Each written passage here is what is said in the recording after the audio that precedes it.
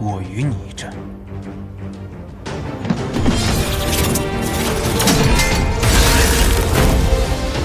烈火剑法破风镜，没想到此生还可以再次见到萧氏皇族占得天下之剑，荣幸之至。去往之何处？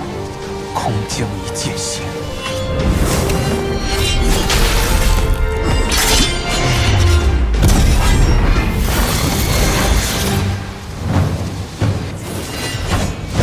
再来！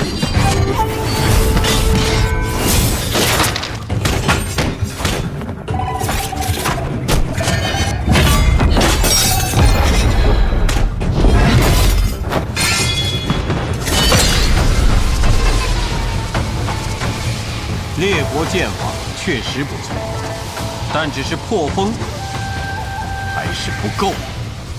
那就让你再看看这条金龙。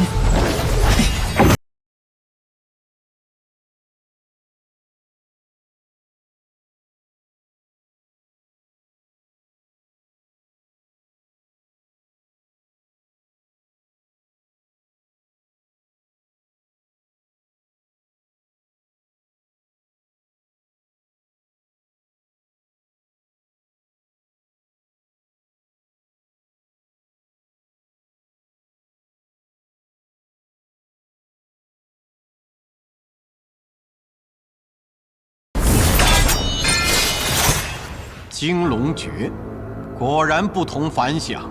我已出金龙，也想见见先生的国殇。如君所愿。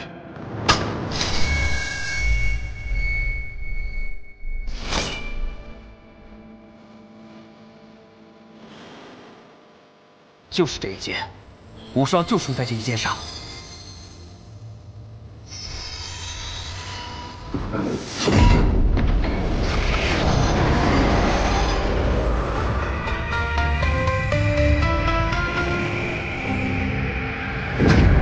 天时对息，威灵怒，炎杀尽息，气元也。对，你个老匹夫啊，在家躲了10几年不出来当缩头乌龟，自以为练成什么绝世神功就跑来天启城找茬，这事跟你有关系吗？你是不是有病啊？你问见天启，天启答应了吗？你撒天启城的牌匾，我们萧家人同意了吗？这不是雷无节的骂剑诀吗？唱什么悲歌？ 就你凄凉，就你苦闷，就你难受，天底下的人谁好过了？我呸！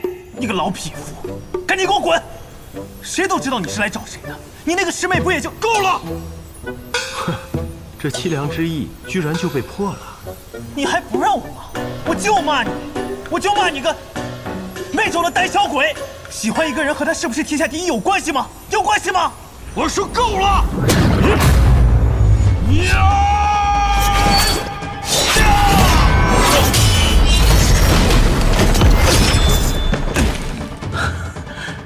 他把义父惹怒了，可这一剑，并不是凄凉，而是愤怒。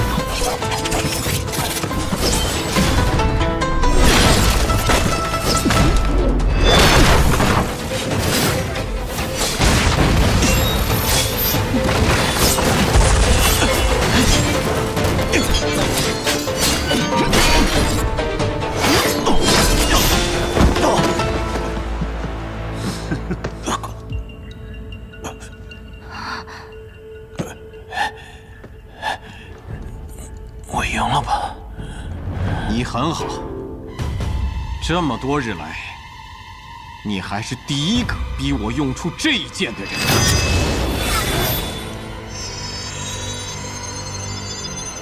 是李魂，他终于踏出了那座城。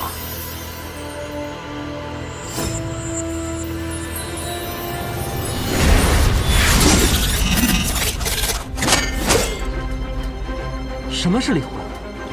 凄凉剑最强的一剑，能出李魂，说明洛清阳已经入了神游玄境。剑心一瞬，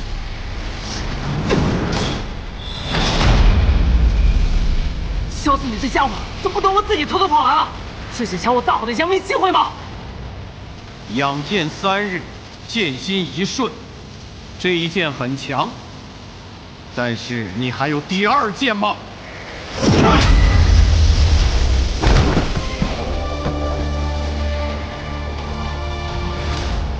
天启四守护之东方卫，青龙雷无极，不退。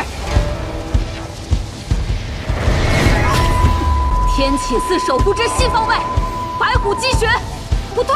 天启四守护之北方卫，唐泽，不退。天启四守护之南方卫，朱雀，司空天洛，不退。既然你们都不退，那就去死吧！轻轻蝴蝶涟漪，乘风跨雨小天气。中学不闻雷雨淅，飞花翠江断戈壁。初出茅庐青涩不可及，鸿鹄展翅苍茫逝去。无所谓是个错从不惧，我天际写千字的谜题。情多宽境里蜕变出豪汉勇气，不忘江湖路上历练成功侠义。花一笑便是灵犀高歌行万里。少年梦逐浪入城，不可信却可年轮。月光归曾遇伤痕，想当才算人生。方寸间棱角激扬青春，破岁月多人。天涯凌云有所能，是你我并肩又一生。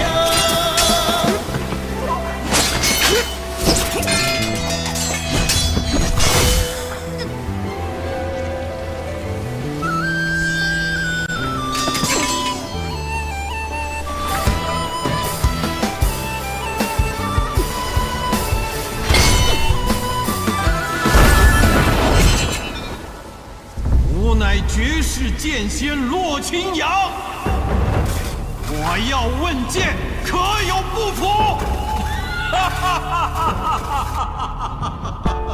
我要问剑，可有不服？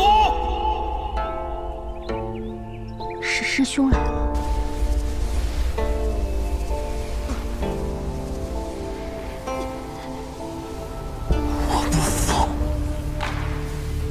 我不服！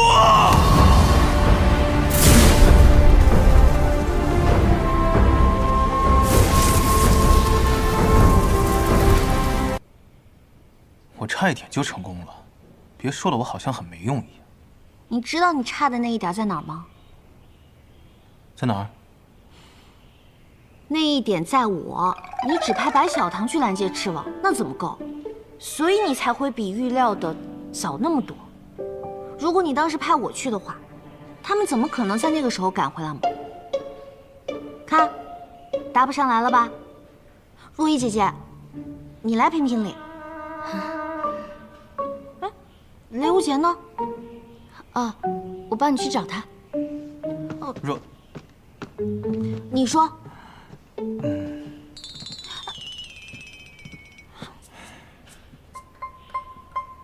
看看你，每次都要把人吓跑。坐下来吧。我昨晚想了一下，终于是想明白了。其实你是因为害怕我遇到危险才不让我去的吧？对，你因为我陷入了太多次险境。天启城这边的事马上就会结束，你到时候也可以放心回到雪月城了。但你也看到了，要不是我，你们早就遇到危险了。而且，你要是再不喊上我，我可就真的生气了。我生气你懂的，那你们到时候可就更危险了。萧瑟，其实不回雪月城也没关系的，只要能与你待在同一个地方，是哪儿都无所谓的。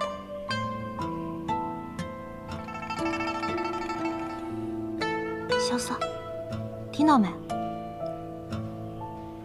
听到了。什么？大家长死了。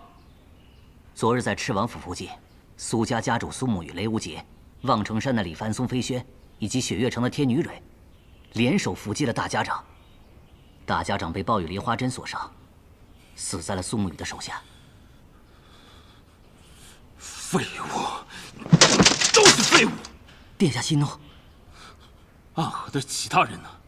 城中暗河其他势力都已退却，只留下了几个被制成药人，藏在了密室当中，未被唤醒。该死的！你去传2封信，一封给男爵，萧楚河敢放出男爵使者入天启的假消息，说明他已经知道我和敖玉那边有联系了。既然如此，那形势便只能快了，让男爵在那个最好的时间动手吧。只是，什么是最好的时间呢？当义父入城的那一日，便是最好的时间。所以第2封传到木良城。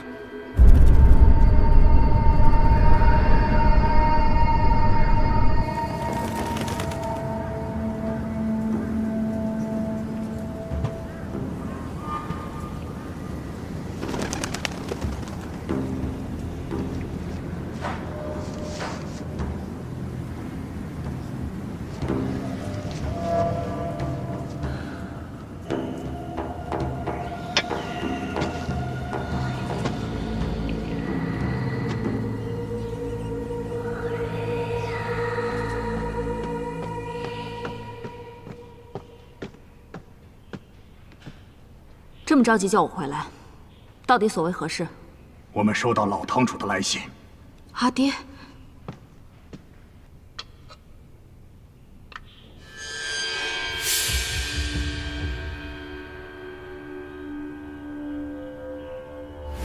洛清扬出城了。是的，5日前，洛清扬离开了木良城，奔着天启的方向来了。以他的脚程，岂不是很快就到天启了？洛清扬是赤王的义父，一定是赤王让他来的。看来赤王想直接撕破脸皮，让孤剑仙来攻城啊！哎，萧瑟，这孤剑仙在5大剑仙中实力如何呀？比起当日的赵玉珍，他只强不弱。不过洛清扬这个人生性孤傲，不会轻易听从赤王驱使，一定是赤王叫他来带走什么人，他定会全力出战，这才是最麻烦的。他要带走谁？宣妃娘娘。江湖上倒是有些传闻，说洛清扬对师妹易文君情根深重，可惜落花有意，流水无情。宣妃2次改嫁都没有选择他。孤剑仙的境界已经到了半步神游，我们根本就不是他的对手。要不我们写信给阿爹？3城主离不开雪月城，无双城又紧盯着雪月城的一举一动。如今2大城主都不在，再走一个，仇视雪月城的势力就会动。看来还是得靠我们自己啊。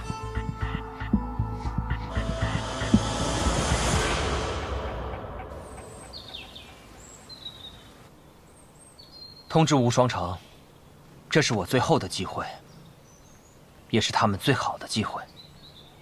是。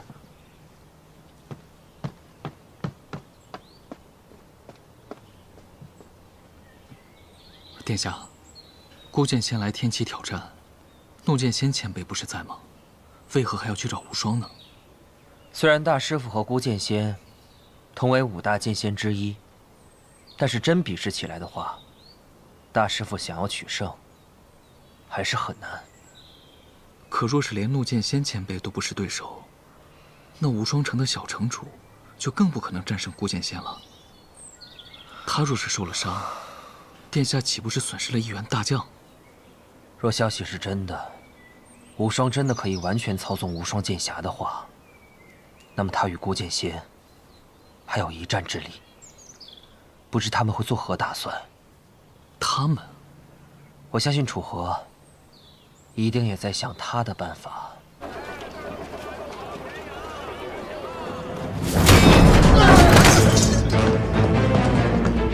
何人敢来雪月城捣乱？哦，你就是那个无双城的小城主。城主就城主，为什么加个小字？果然是宋叶回的狗徒弟。走！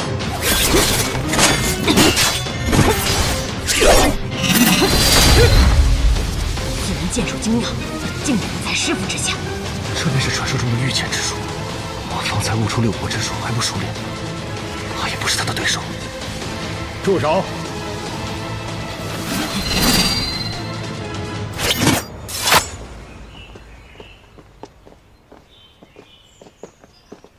无双城主，你来到雪月城，难道是想找我一战吗？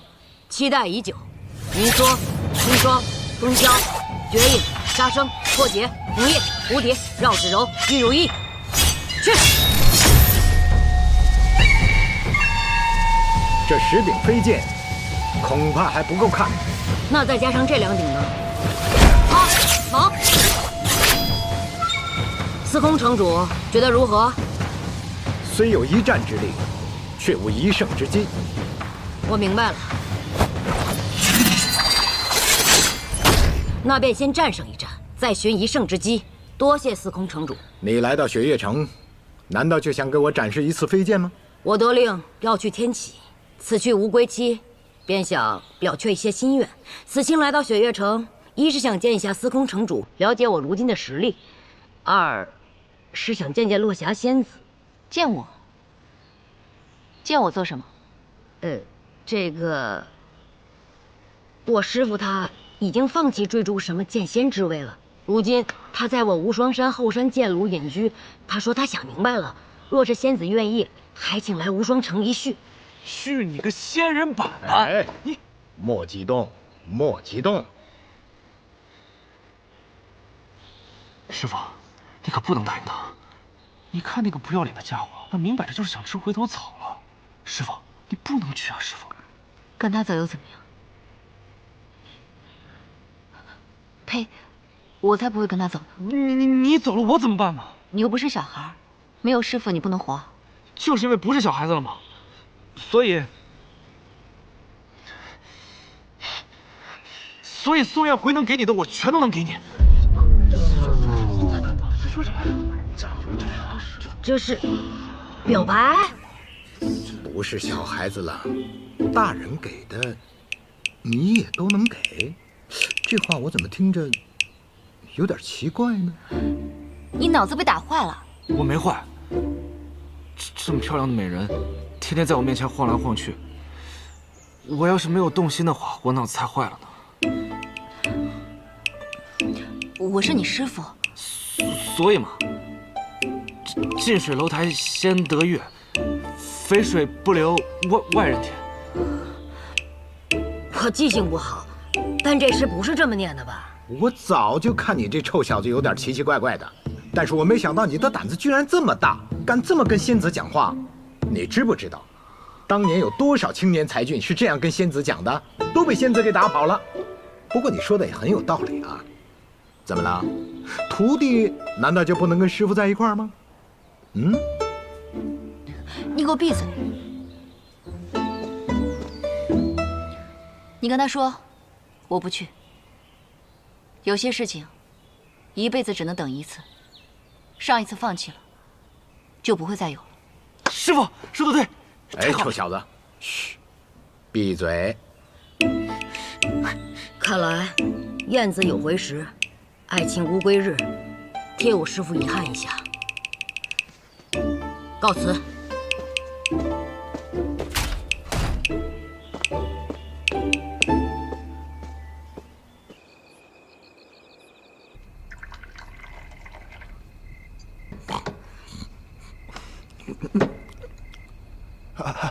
客官，店里还有吃的吗？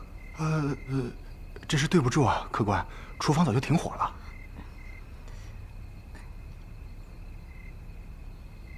我看那位姐姐那里还有些吃食。客官，3思3。这位姐姐，我一路奔波，有些饿了，能否分我些吃食？你可知，即便是和我关系最亲密的同门，也不敢和我坐在一起吃饭。为何？因为我擅长下毒，你所喝下的每一杯酒，都有可能是穿肠毒药。无妨，伙计。哎，客官来了。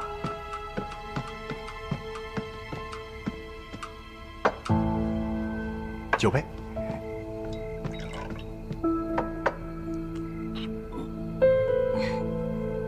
有点意思。今夜的月色这么好，姐姐一人坐在这里饮酒，是在想什么伤心事吧？有意思啊，无双城小城主。你认得我？我认得你这剑侠。你可知我是谁吗？我记性不好，师兄可能跟我说过，但我不记得了。我是暗河穆家家主穆雨墨。原来如此，素闻暗河穆家美女甚多，今日一见，传言不虚啊！真是个惹人怜爱的小孩子。我若是再敢往姐姐身边靠近一寸，姐姐就会折断我的手脚吧？那你试试啊！我可不敢。来吧，姐姐，咱俩喝一杯，顺便聊聊你眼睛里的那个人。哦，我眼睛里那个人。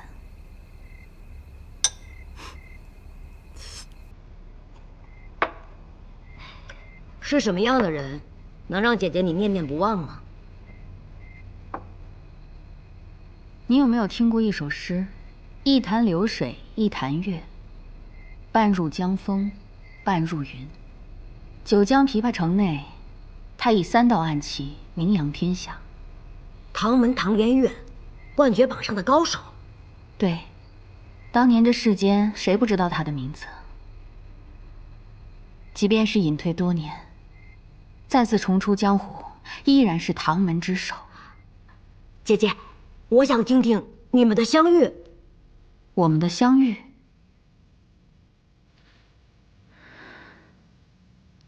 我们的相遇，从我第一次杀他开始。第一次？我一共杀过他3次。第一次我和他。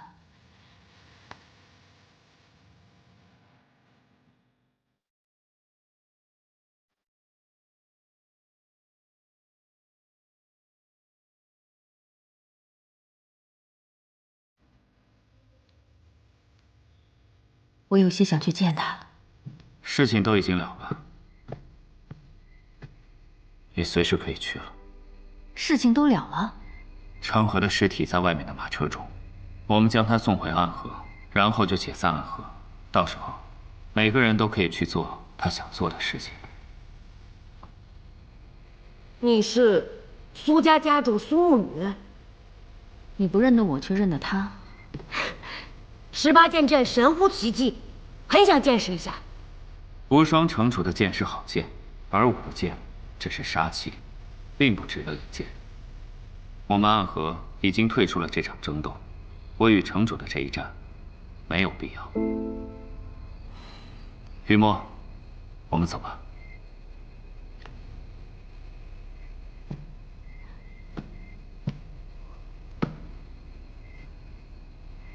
小无双，下次再见面的时候，希望也能听听你的故事。那姐姐记得来无双城看我，让一个暗河家主来看你。小无双，你可真可爱。就像这位哥哥刚刚说的，你们很快就不是暗河了。既然不是暗河，那苏家主所说的杀气也就成为剑。期待和苏家主一战。此行你要去天启吗？是的，天启。天启城中有许多好剑，此行不会让你失望的。你甚至可以见到这全天下最好的一柄剑。最好的剑？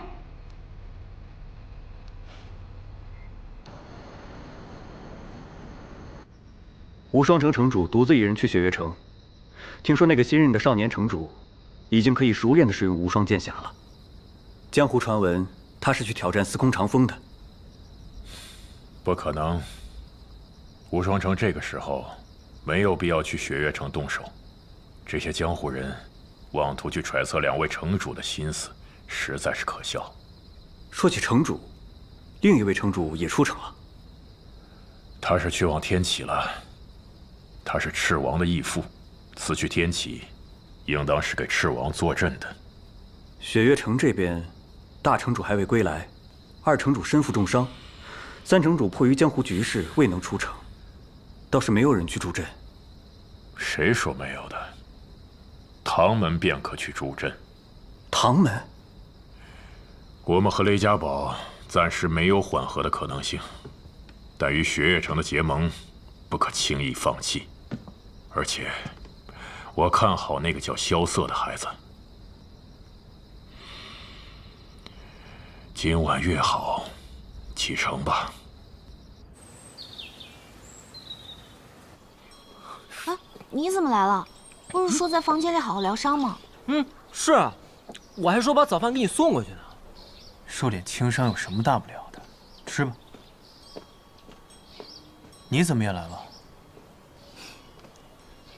因为他来了。是怎么回事啊？在这站了半天了。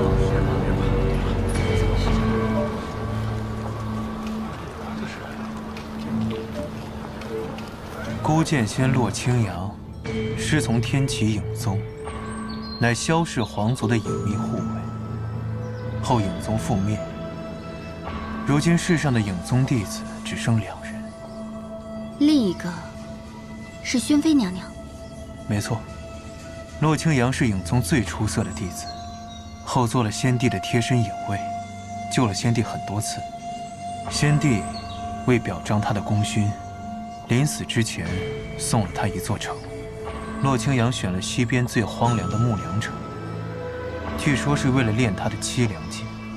凄凉剑？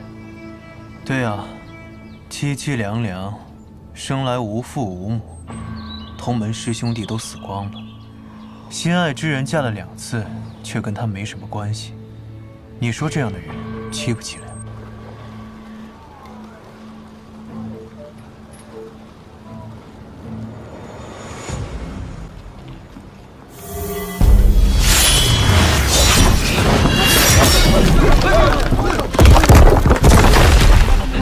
怎么回事？你说他一剑把天启城牌匾给斩下来了？是啊，那个骆统领一剑就劈下了牌匾，直接拿着牌匾去了千金台，吓得千金台所有人都跑了，就连那个托二爷也溜了。天启城的牌匾一共被斩过3次，第一次是北离开国皇帝萧绎在破开城门之时，由于剑气太过于浩瀚，一剑打落；而第2次，则是60年前剑仙白羽救下那名被挟持的弟子时，一剑劈落，以此来警示天启城的人。第3次便是这一次。哎，那他为什么要拿着牌匾去那千金台啊？他这么做是因为那里聚集着3教9流，能够第一时间把他回到天启的消息传开。他除了斩落牌匾，还说了什么？一路上都没说话，一直到最后，重重把牌匾往地下一蹲，就说了4个字：问剑天启。义父只说了这4个字。是的。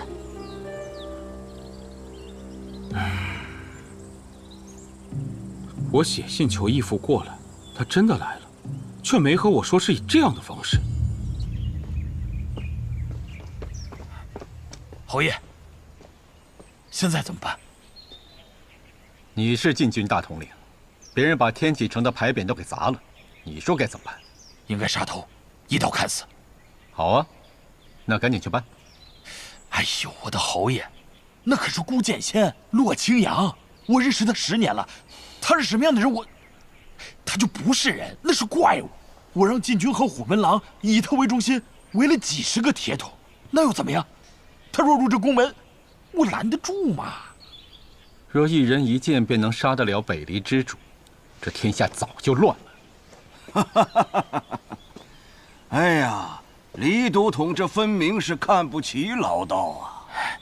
国师，您来我就踏实一些了。我告诉你，如果他真的想杀皇兄，还砸什么牌匾？啊，还在门口喊什么“问剑天启”，直接杀进皇宫便是了。问剑天启，这句话的含义可不简单呐。这一次洛清扬来，其中一个目的，就是要问一问剑。他是五榜牌的天下第一剑客，可是许久都没出手了，谁知道他还是不是真的天下第一？天下剑客想知道，他自己也想知道。那他还有其他目的吗？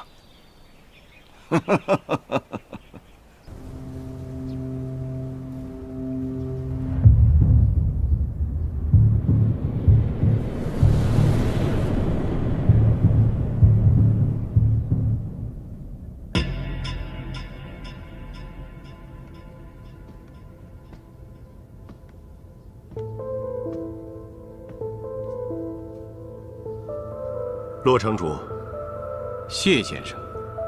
没想到我来到千金台，见到的第一个人会是你。是我的荣幸。强兄，你的凄凉剑成了？小有所成。哦，难怪啊！以前天下问剑于你，这一次你有所成，问剑于天下也不是不可以啊。我只是很好奇啊。谁会被你问剑呢？我原本最想问的人已经死了。你是说玄剑仙赵玉珍？可是你还在。我？哎，我不行，我不行，我只是个读书人。哎，你看我的剑，就叫万卷书。哼。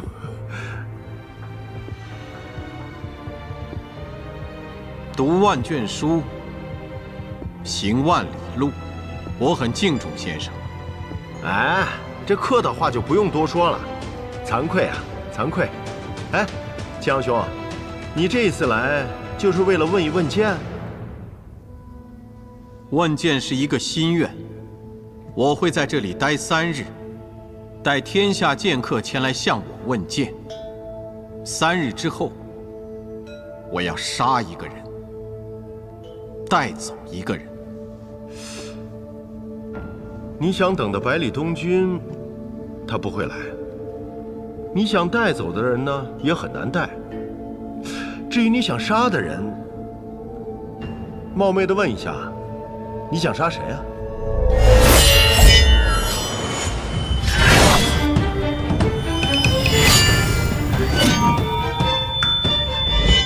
哇，哎！好一柄九歌剑啊！嘿嘿，强兄啊，那我先告辞了。哎，你急着走吗？哦，我本来是可以再多待一会儿，但是我是怕有人等不及了，我更怕他误会，以为我在跟他抢对手呢。这个人啊，脾气不好，武功又高，嘿嘿，我得躲躲。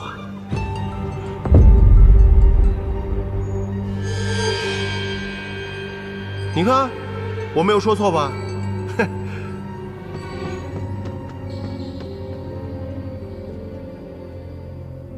战天兄，许久未见了。我的剑来了，你问吧。公子，这怎么回事？公子，刚才听守门的说，他们发现了一柄奇长无比的飞剑袭来，直接就把咱们的牌匾斩落在地了。看来是冲着我来的。是，公子，走，快拿走。是，快，走走走。有人传来消息，说第一个问剑洛清扬的已经出现了。定然是怒剑仙。小子，想看热闹是吧？啊，那我们赶紧走吧。啊，走吧。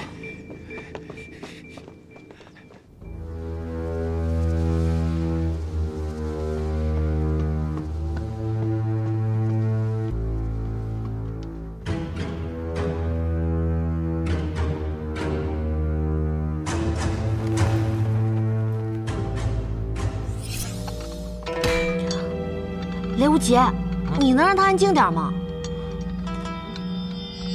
又不是我故意让他这样的，两位剑仙在这儿打架，这柄世间剑心至纯之剑，自然会有些激动嘛。萧瑟，我让你带的那个夯号，你有随身带着吗？怎么突然问起这个了？那我今日就放心了。你好歹也是枪仙的女儿，怎么相信一个吉祥物？哎，你们说，我们过来花了一炷香的时间，聊天又花了一炷香的时间，他们俩怎么还不打？是在等人齐吗？你以为剑仙打架都跟你一样，他出一剑你躲一下，他再出一剑你再躲一下，然后等你一个回身再刺，然后我就纵身一跃，抬手巨剑，剑开临门，只见万千剑仙从天门而出，举天之剑当头刺下。嘿嘿，你们两个搭在一起都可以说评书了。几位的心情看起来不错嘛，啊？谢先生。哎，我刚才问了洛清扬来天启城的目的，他说他问见天启3日，3日之后他要带走一个人，也要杀死一个人。要带走的那个人，自然就是他师妹宣妃娘娘。至于要杀的那个人，我猜应该是我。什么？他要杀萧瑟？所以这热闹还有那么好看吗？现在立刻回去让积雪传信给雪月城，让阿爹来助我们。别急，不是还有3日？萧瑟，萧瑟，你早就猜到了。还是先看剑吧。问见天启3日，是在施压，证明他已经无敌于天下了。3日之后，他再要做什么，便无人可阻，无人可挡。看来怒剑仙来此，不只是为了问剑。他也承担了白王府的重托，但若是能胜过洛清扬，洛清扬这无敌于天下，便是个笑话。他要带的人带不走，他要杀的人也杀不了。师傅，严战天怎么还不动手？严战天的怒剑式只有3式：一怒拔剑，一剑怒斩，一怒剑回。对于那些不必要的对手，他是轻易不会使用怒剑式的。可是对于像洛清扬这样的对手，他必须要使用怒剑式。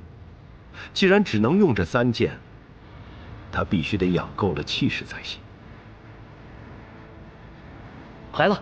啊！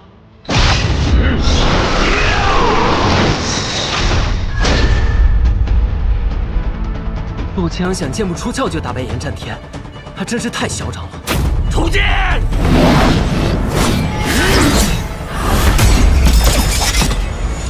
这就是严战天怒意最盛时的样子。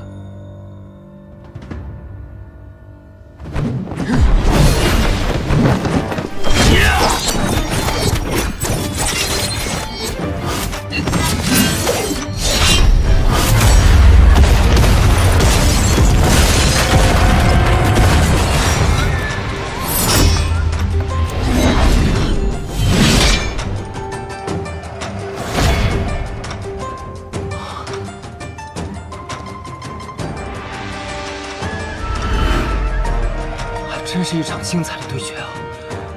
只是，最后谁赢了？好问题，谁赢了？一身转战3000里，一剑曾当100万师。以输赢论此剑，俗了。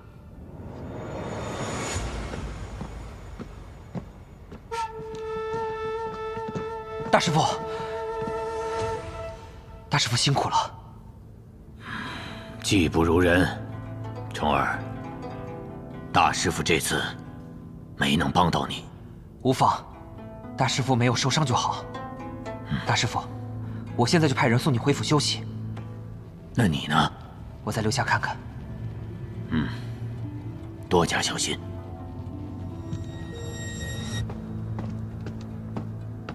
经此一役，天启城白王府的气势回不到当初了。没想到竟然是白王先动手。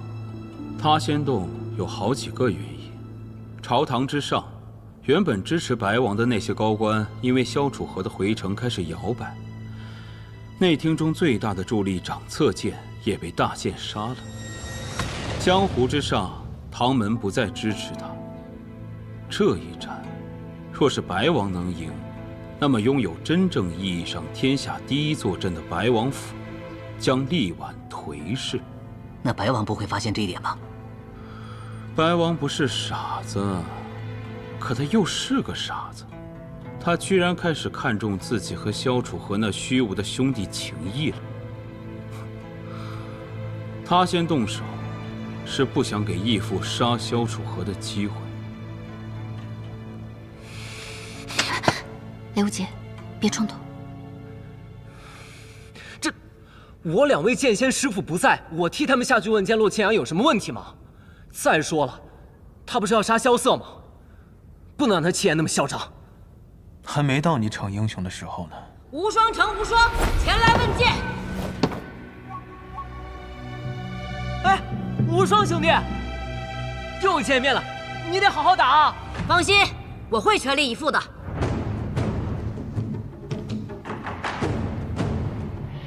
听说无双城出了一位新城主，年轻有为，但没想到会年轻到如此地步。想不到啊，这无双城主也来天启城。是我要他前来的。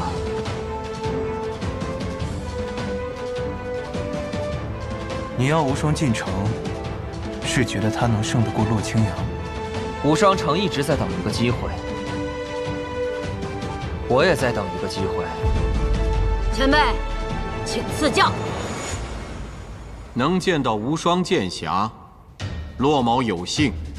前辈也知道无双剑侠，据说我天生就是剑胚，也有人说。以剑论道。好嘞。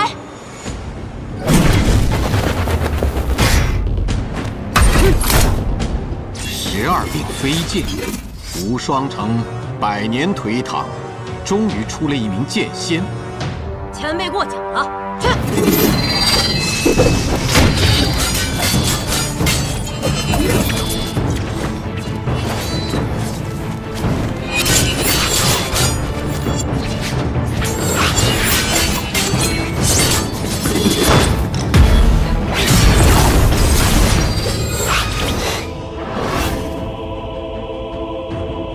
飞剑术确实是一门绝妙剑术，但作为一名剑客，若手中没有真正握住一柄剑，终究还是会差了几分火候。你若将你师傅的断水剑借来，或许能坚持得更久些。握在手里的剑，我也是有的。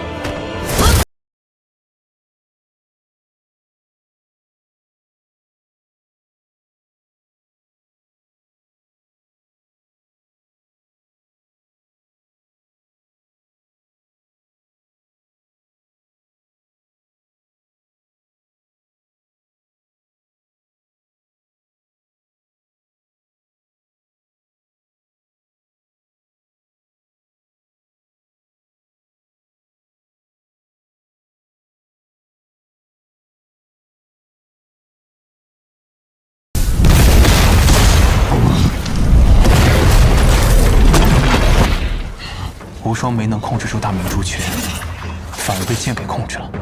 我无双，怎么可能被柄剑控制？骆先生，如何？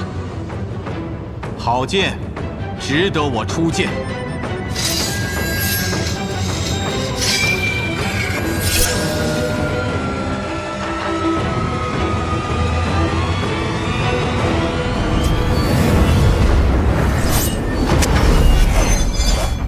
你们看洛清扬，这是国殇镜。为什么我看他出剑有些难过？国殇之剑，七两剑之最。洛清扬最强剑法。何谓国殇？战场之上，无有之死者，照例不能炼以棺柩，葬入墓狱，也都是被称为殇的无主之鬼。你们知道洛清扬为什么会选择木良城吗？昔日的木良城作为西面雄关，曾有10万大军服侍此地。他们的国家打了败仗，仓皇离去，只剩下那些战死的将士们曝尸荒野，无人收敛。直到100年之后，化为尘土，此之伤变为国伤。何之凄凉，能抵国之急？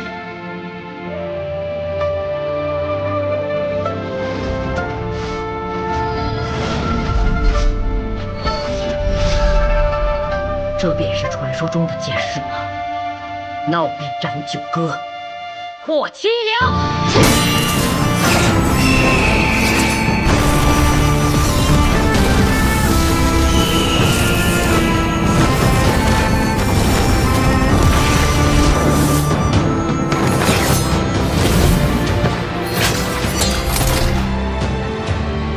无双城有你这样的弟子，是他们的荣幸。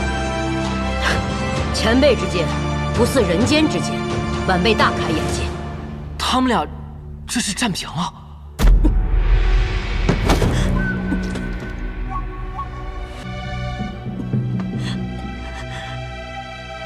终究还是败了。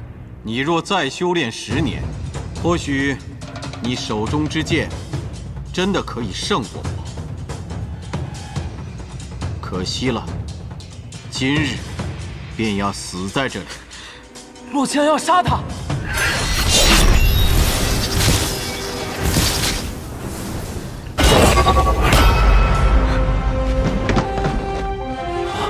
他居然这么快就上钩了，杀了他！无极棍。我原本以为洛城主能有这样的修为，定是气宇不凡之人。可适才面对这样的良才美玉，洛城主又为何要赶尽杀绝呢？我自有我的理由。可今天这个人，你杀不了。我原本以为洛城主能有这样的修为，定是气宇不凡之人。可适才面对这样的良才美玉，洛城主又为何要赶尽杀绝呢？我自有我的理由。可今天这个人，你杀不了。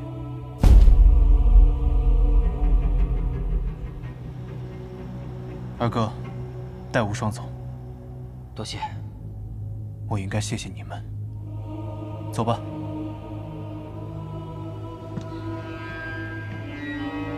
你就是萧楚河。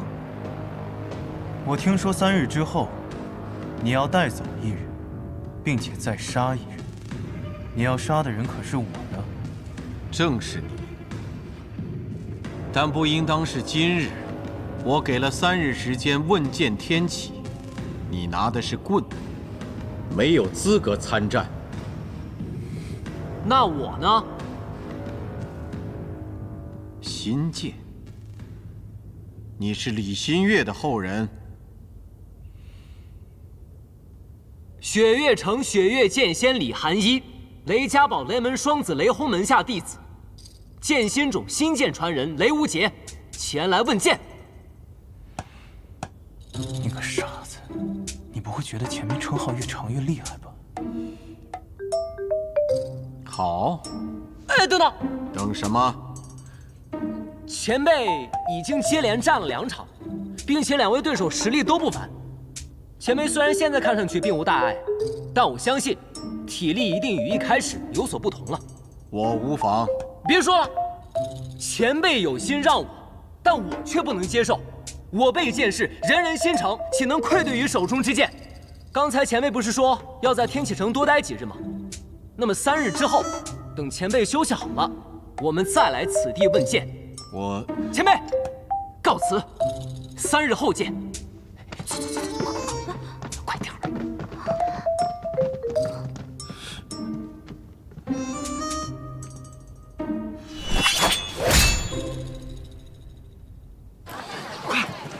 来，雷无极，你疯了！你怎么可能打得过他？雷兄啊，你看上去单纯懵懂，其实还是挺聪明的。怎么说？刚经历了2场精彩对决，顾剑仙的神采在众多剑士中堪比神人，可当气势正旺，顾剑仙想要求剑却无人问答，雷无杰却冲了出来，一顿插科打诨，还立下了3日之约，把气氛扫得干干净净。顾剑仙想要营造的高手求败的感觉，就荡然无存了。还是叶姑娘懂啊。那3日之后怎么办？雷无杰，你又该怎么办？今天上场的这3个人，我一个都打不过，尤其是那个顾剑仙陆清扬，差距很大。哪知道？但是他一剑斩了永安王的牌匾，这是在示威啊！不管我们去不去挑战他，他都会上门。与其让他主动找茬，还不如我们先挑战，至少这样还能什么？还能出个名白。哼，你可真是个妙人啊！无妨，没什么大碍，好好休息一下就行了。多谢先生。谢谢先生。小无双，小无双，这些都是我从萧瑟的药房里带来最上好的补品。你也知道，他这个人小气得很，搞到这些可不容易了呢。你是来求教的，废话少说，直接问。你是想问洛清扬的剑？哎，是的，这正所谓知己知彼，百战百胜。你说我也不可能把剑法现在练得比他还强，但是我要从他的剑术里面找找弱点，就能从弱点出发，出奇制胜，一招制敌。好，你问。哎，那我就问问你啊，他这最后一剑是从什么地方攻过来的？四面八方。好，那个时候，他的剑气何处最盛，何处最弱？无处不在。那这就没法聊了呀！这的确是这种感觉，跟洛清扬对剑和其他人对剑不一样。我们站在那片空地上，我却感觉我来到了一个新的地方。那个地方是属于洛清扬的，不对，是属于洛清扬的9个剑法。风是凄凉的，四处是苍茫的，我耳边隐隐有一个人在唱歌，而我有一瞬间很想哭。这便是剑仙所谓的剑势啊！他一剑便能画出一方天地，在那天地之中，他就是主宰。那就没有办法能破剑仙的剑势了吗？每个剑仙都有自己的剑势，这就相当于一个小世界。你要想打破这个小世界，便不能顺其剑意而为，而是要反其道而行之。孤剑仙的剑势就是有那股凄凉之气。我明白了。孺子可教，竟聪慧至此。什么方法？我骂死他！这凄凉之剑，重在剑势。国殇剑一出，四面悲风，这是壮士高歌之时。此时气氛一到，我暴起怒喝：“呆！洛清扬，你这个老匹夫！你说你这个老匹夫没事来天启城瞎晃悠干什么？天启城发生的事与你何干啊？你早不来晚不来，非得现在才来，你还问见天启？天启城同意了吗？你把那牌匾也打坏了，你知道那牌匾有多贵吗？你给我滚吧你！”先生，你说我这么一骂，他还凄不凄凉的起来？凄不凄凉的起来？其实雷兄说的这番话，我觉得也是有一些道理的。谢先生，你不用顾虑这个傻瓜的情绪，有话直说吧。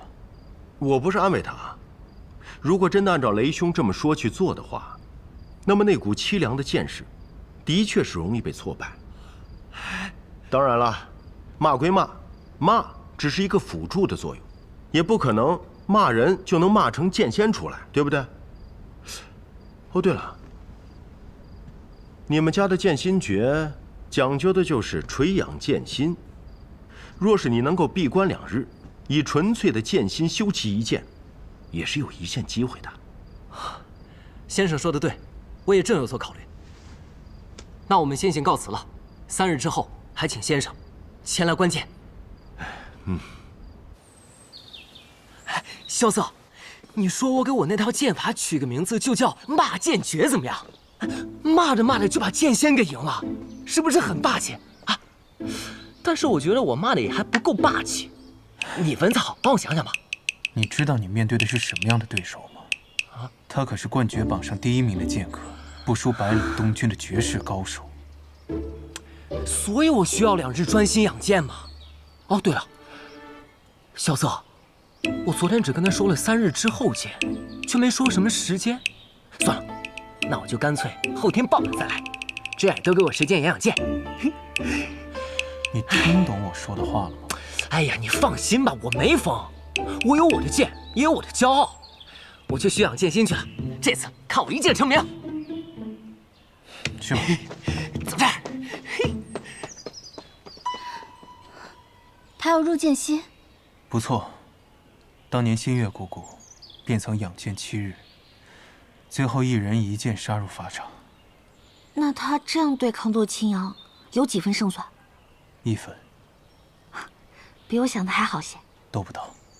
你能不能一次性把话说完了？萧瑟，你应当劝劝雷无节。昨日无双差点死在顾剑仙的手下，他若知道你们的关系，想必要下手的更重一些。雷无节好歹也是雪月剑仙的弟弟，5大剑仙情谊深浅各有不同，但总归还有些惺惺相惜。就冲这一点，骆青阳应该不会对他下死手。这个傻小子，明知道要吃苦头了。或许这一战对他有益吧。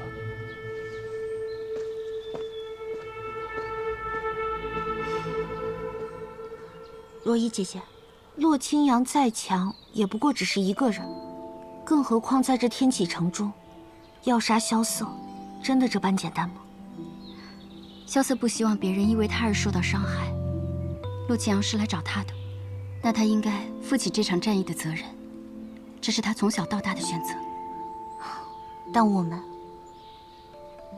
也可以有我们自己的选择吧。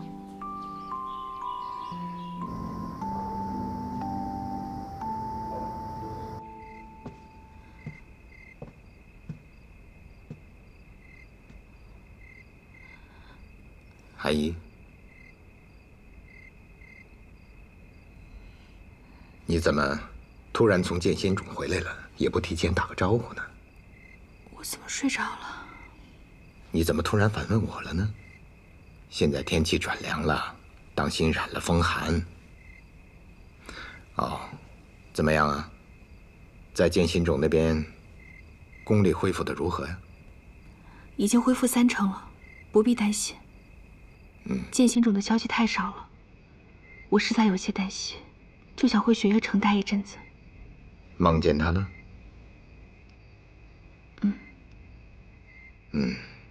此刻若有他在的话，或许天启城的事情会变得简单一些。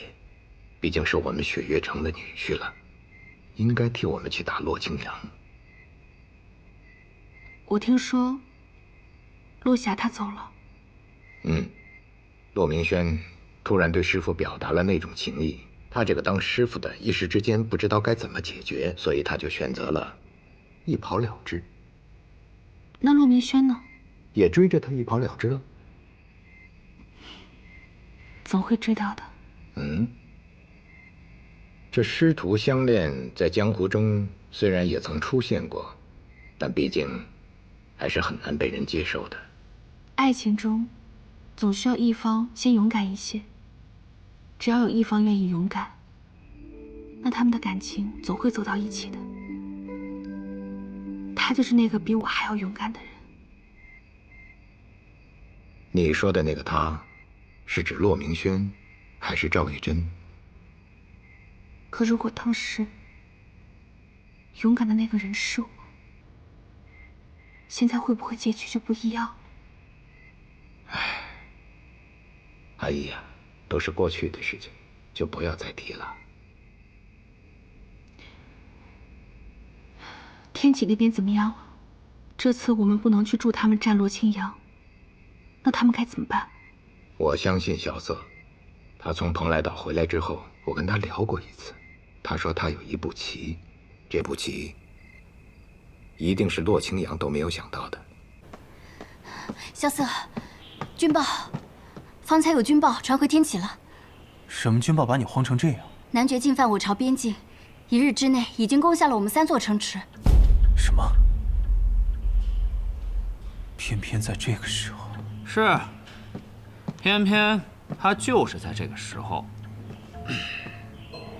现在城中有孤剑仙问剑天启，边境又有男爵来犯，这一切又是萧雨的阴谋。嗨，别管是什么阴谋，我已命琅琊军全军戒备，准备连夜赶往边境御敌。想不到，前不久还兵指天启的琅琊军，现在又要替北离镇守国门，军中老将应该有所怨言吧？怨言嘛，总归是要有的。可既然肩甲上画着狼牙，就要肩负起我们狼牙的意志。哎，这几日我虽住在城外军营中，但那个什么孤剑仙的事儿，我听说了。你不必担心我，我自有解决办法。你有信心？我听说那个怒剑仙和什么无双城城主都已经败下阵来了。对，所以我打算去钦天剑，让老天师为我开天剑阁。你要去求剑？不错。世人皆以为我是姬若风的弟子，传习他一手无极棍，就以为我的武功是棍法，但其实我的剑术凌驾于棍法之上。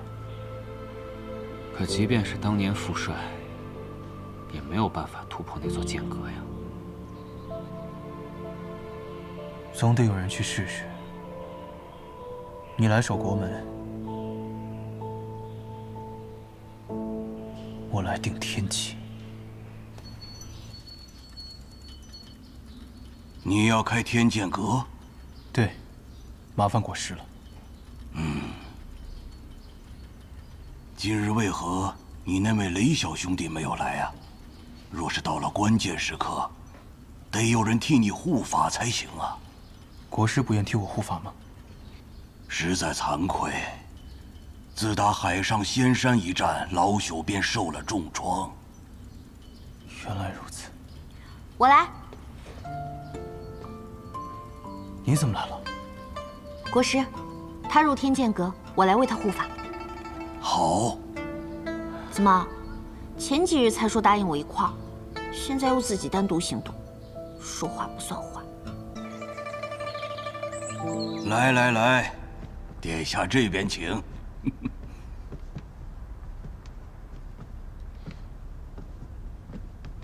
这儿怎么看着这么眼熟呢？千洛姑娘去过剑心冢，这简直跟那儿一模一样。难怪啊！先代剑心冢冢主曾经来这里参观，后来便回了剑心冢，造了跟这儿一模一样的剑阁，只是没造那道门。因为他即便造出了这道门，也造不出这门内的那个事物。萧氏子弟萧瑟前来天剑阁求见，请赐教。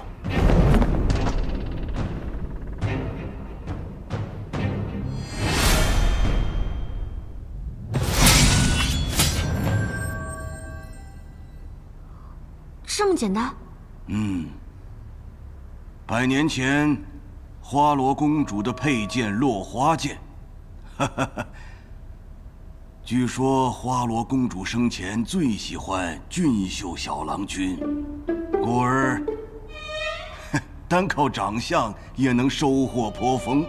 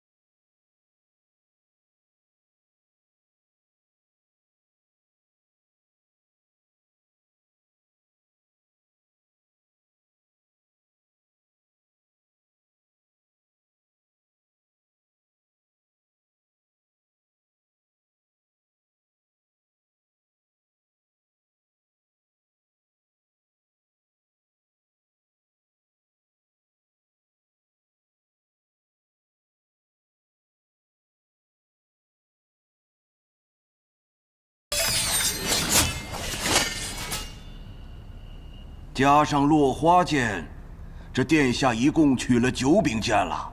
哼，你这是要把我天剑阁掏空吗？这9把剑只是个彩头，我真正要什么，国师应该比谁都清楚。即便是琅琊王，当年也没有能打开这道门呐。若论剑术，我比王叔更强。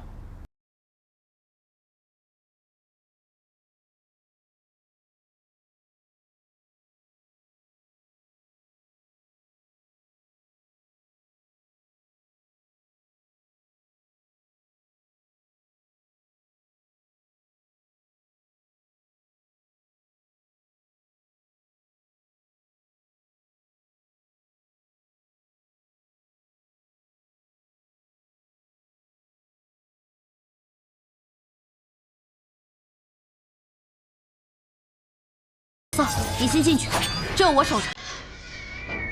多加小心，等我回来。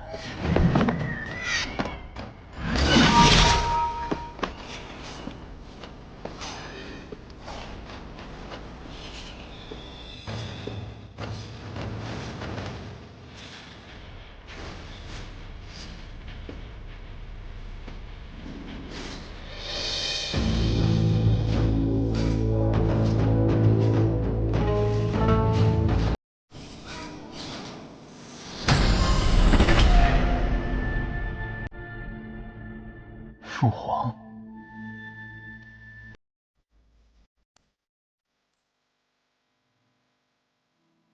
很奇怪吧？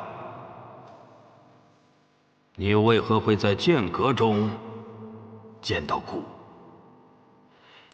这剑阁如此玄妙，想必我是入了什么奇门法阵。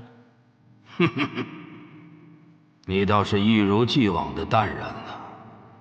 看父皇的脸色如此康健，声音如此清朗，倒像是我心中的那个父皇。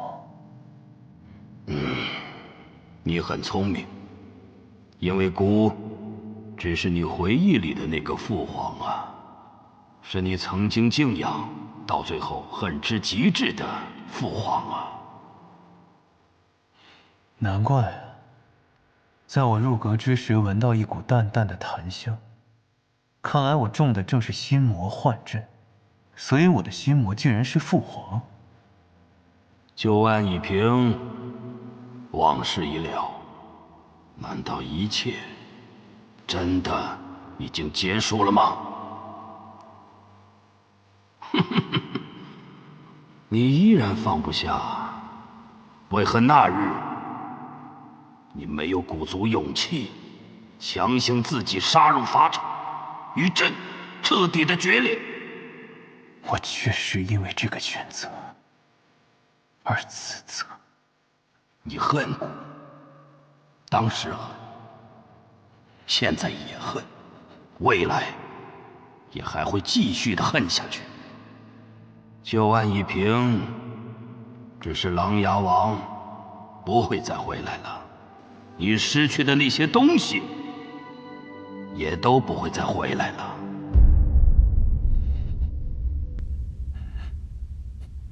杀了蛊。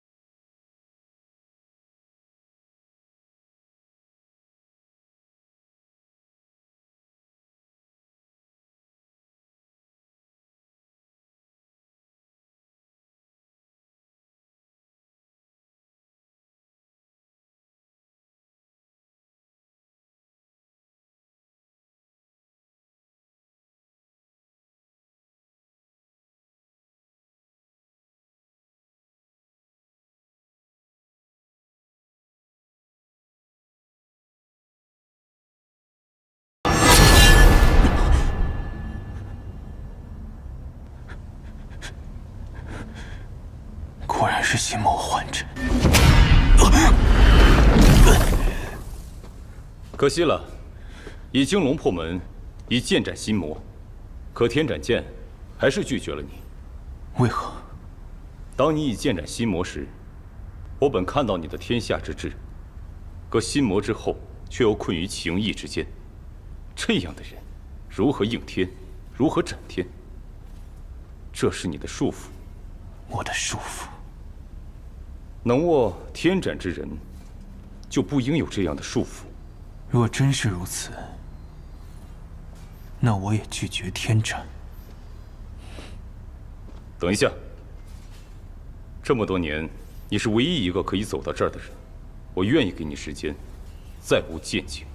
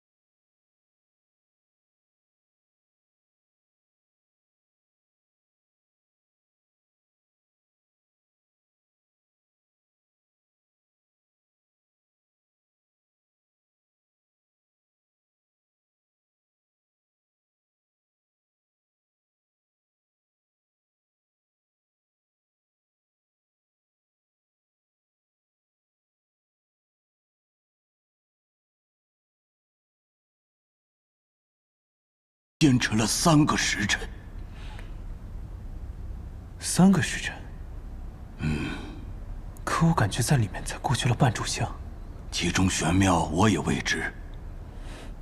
只是殿下，这道门一旦关上，就再也打不开了。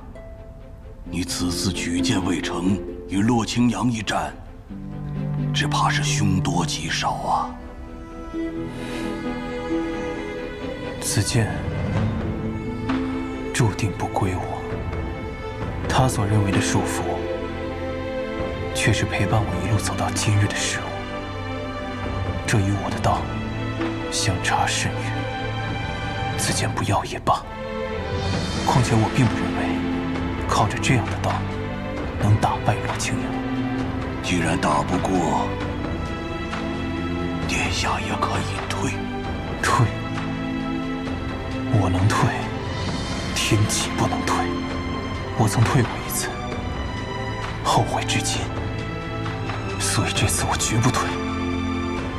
不仅不退，还要比我那些朋友们先行一步。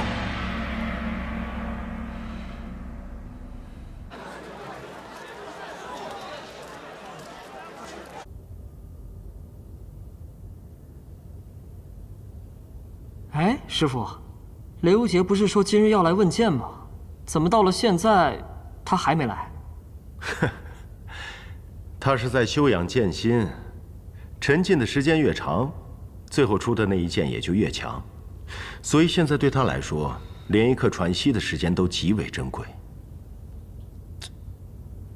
哼，拖延并没有用， 3日之期一到，义父也会主动去找萧楚河。更何况，萧楚河也从来不是一个会选择退的人。有人来了。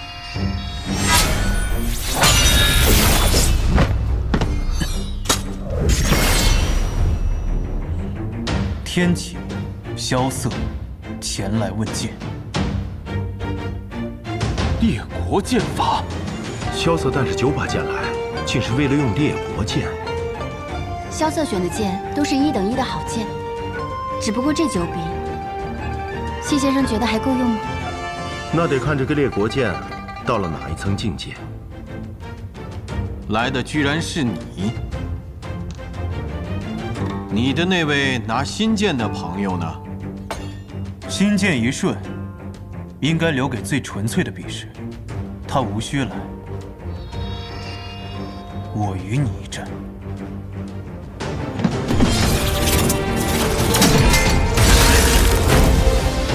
列国剑法破风镜，没想到此生还可以再次见到萧氏皇族占得天下之剑，荣幸之至。去往之何处？空将一剑仙。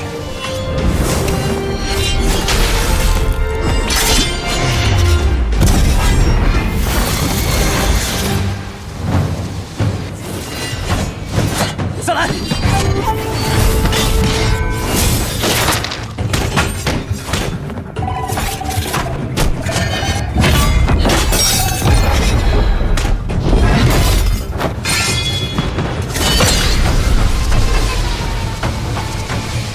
列国剑法确实不错，但只是破风还是不够。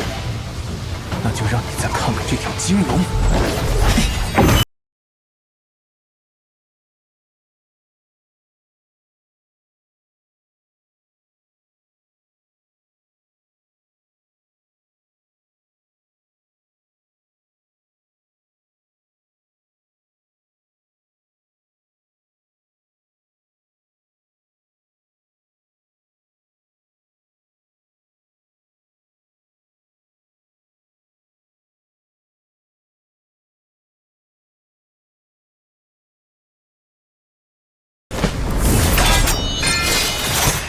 金龙诀，果然不同凡响。我已出金龙，也想见见先生的国殇。如君所愿。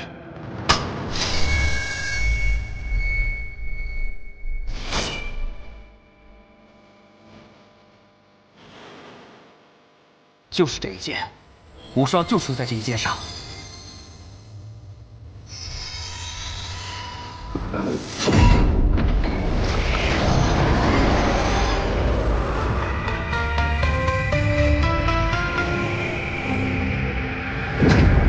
天时对息，威灵怒，炎杀尽息，气元也。对，你个老匹夫啊！在家躲了10几年不出来当缩头乌龟，自以为练成什么绝世神功就跑来天启城找茬，这事跟你有关系吗？你是不是有病啊？你问见天启，天启答应了吗？你砸天启城的牌匾，我们萧家人同意了吗？这不是雷无节的骂剑诀吗？唱什么悲歌？就你凄凉，就你苦闷，就你难受，天底下的人谁好过了？我呸！你个老匹夫，赶紧给我滚！谁都知道你是来找谁的，你那个师妹不也就够了？哼，这凄凉之意居然就被破了。你还不让我骂？我就骂你，我就骂你个没种的胆小鬼！喜欢一个人和他是不是天下第一有关系吗？有关系吗？我说够了！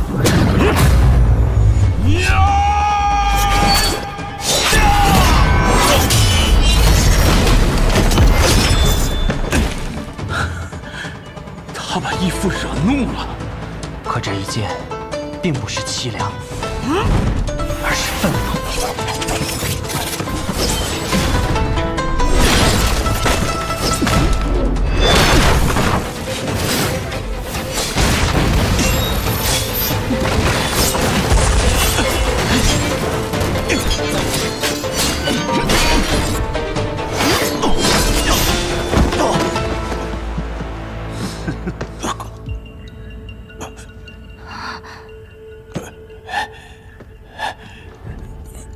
赢了吧？你很好，这么多日来，你还是第一个逼我用出这一剑的人。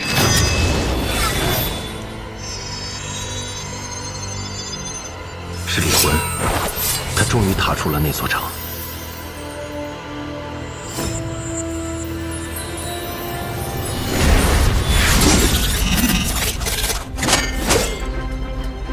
什么是李魂？凄凉剑最强的一剑，能出李魂，说明洛清阳已经入了，身有玄境。剑心一瞬。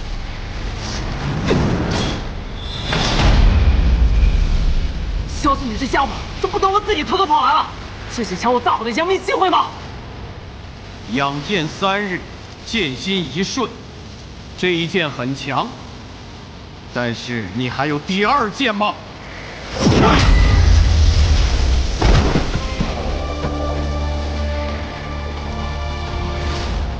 天启4守护之东方卫，青龙雷无极，不退！天启4守护之西方卫，白虎击旋，不退！天启4守护之北方卫，唐泽，不退！天启4守护之南方卫，朱雀，司空天洛，不退！既然你们都不退，那就去死吧！轻轻蝴蝶涟漪，乘风跨雨小天气。中学不完美语系，飞花翠江断戈壁。初出茅庐青涩不可及，鸿鹄展翅苍茫志趣。无所谓是个错综布局，我演技贴近似的谜题。起落困境里蜕变出豪汉勇气，不忘江湖路上历练成功侠义。花一笑便是灵犀高歌行万里。少年梦出了路程，人间心镌刻年轮。月光未曾遇伤痕，想当才算人生。方寸间冷枪激扬青春，我岁月中人。天涯凌云中所能是你我并肩又一生。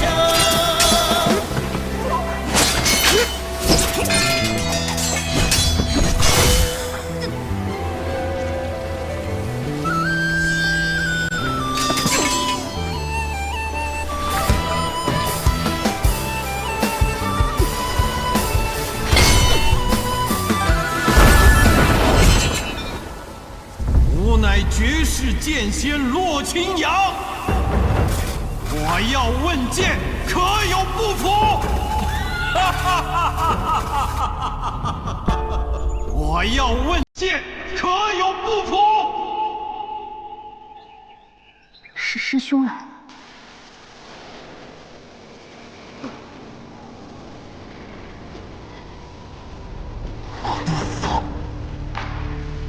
我不服！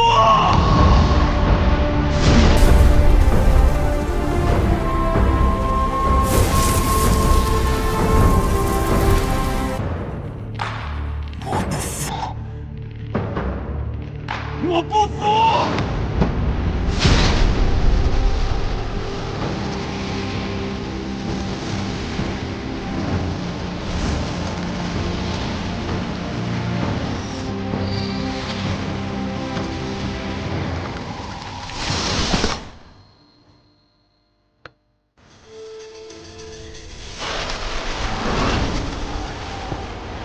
你已经拒绝了他，为何此刻如此动摇？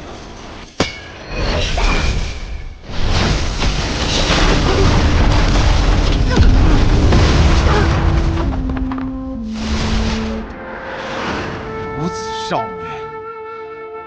杀了确实可惜。我还没死。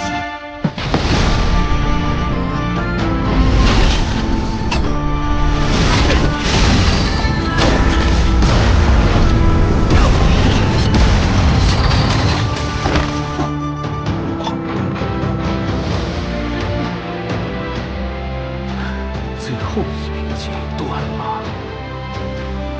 占天下之心，不如守天下之志。看来是我狭隘了。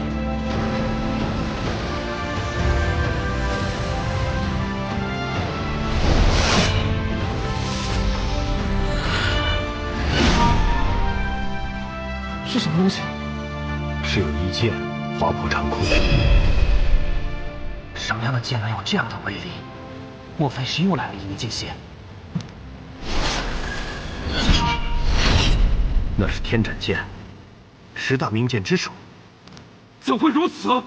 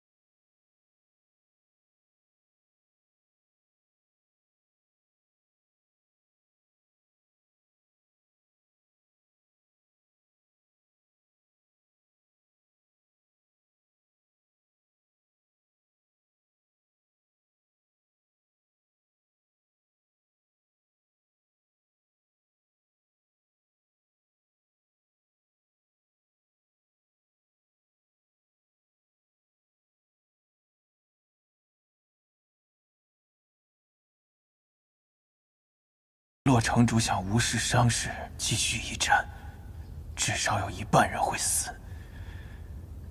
这样你想带的人就带不走了。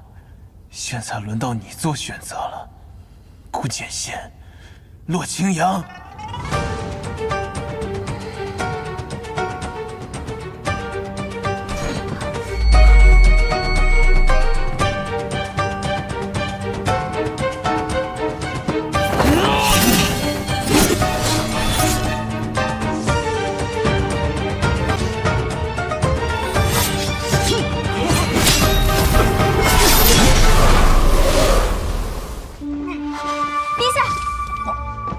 陛下，陛下，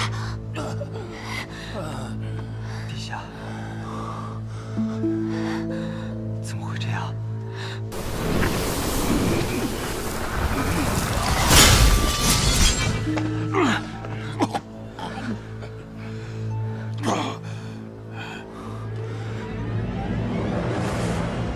圣上遭行刺，驾崩了！不要喊！圣上遭行刺，驾崩了！你喊什么？圣上驾崩了！驾崩了！圣上驾崩了！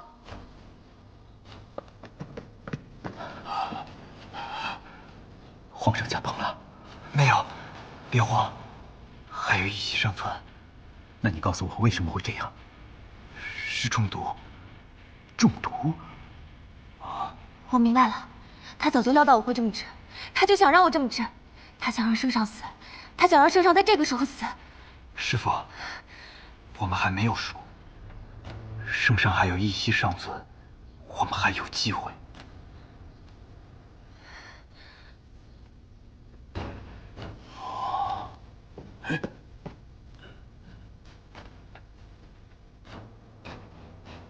说，谁让你这么做的？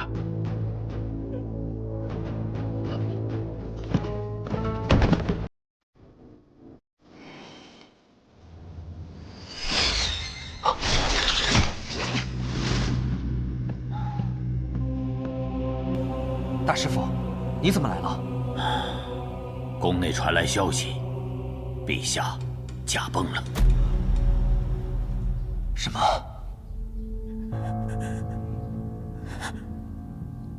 是洛清扬。我刚才感受到九河剑出手凶厉，的确是为了杀人而去的。但是在皇宫之内遭到了一股极强的力量阻拦，并且折返回来。宁德帝或许没有死，或许被其他人杀了。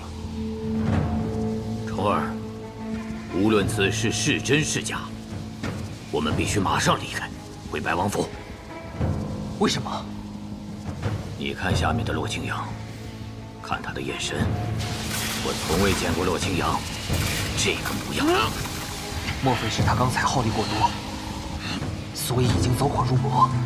他若入魔，定会杀死我们这里的所有人。殿下，到这里便足够了。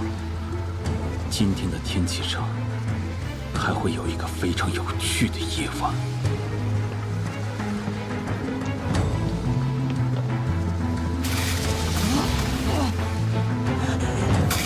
他已经入魔了，快点离开这里吧。先生，有一会儿天启城有乱，求您先去救天启城，无需管我。你说什么呢？请先生答应我，先救天启城。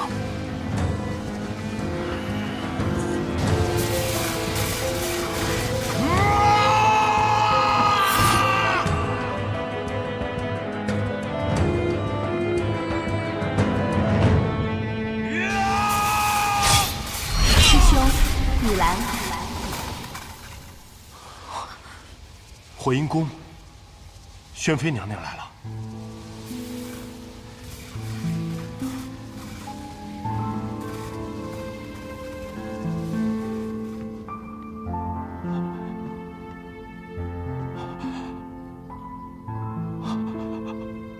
我来了。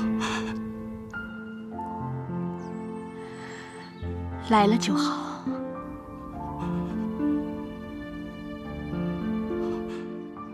就是来的有点晚。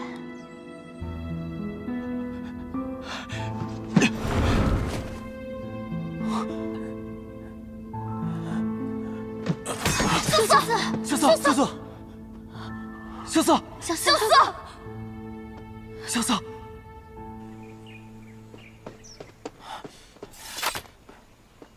侯爷，李统领，外面怎么样？还不到半个时辰，天启城之内到处都在传皇上驾崩了，还有人杀人放火。现在天启城大乱，宣妃娘娘还打伤了禁军，离开了皇宫。宣妃娘娘？是。此次天启城暴乱，我相信一定是有人刻意为之。侯爷，禁军我需要再带走一些。好，李统领，天启城就靠你了。属下告退。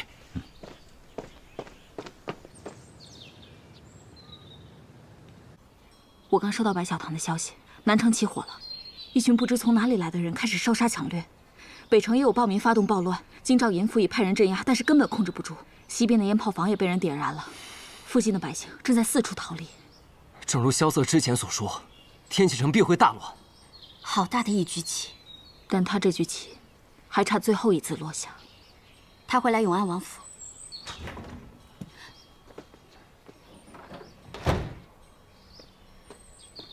萧瑟怎么样了？快去安排布置，庄内各方派人把守住了。好，我去安排。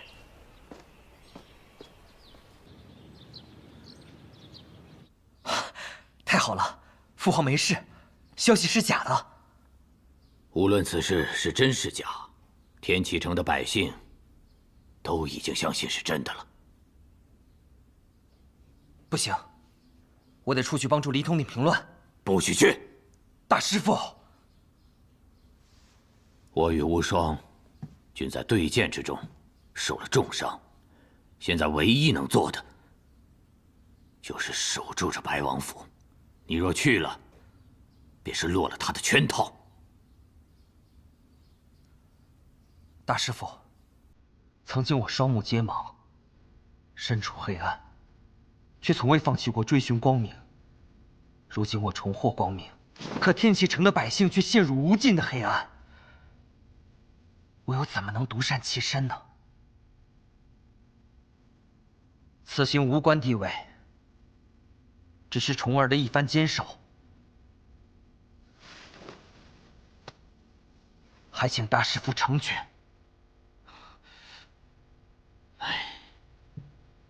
罢了。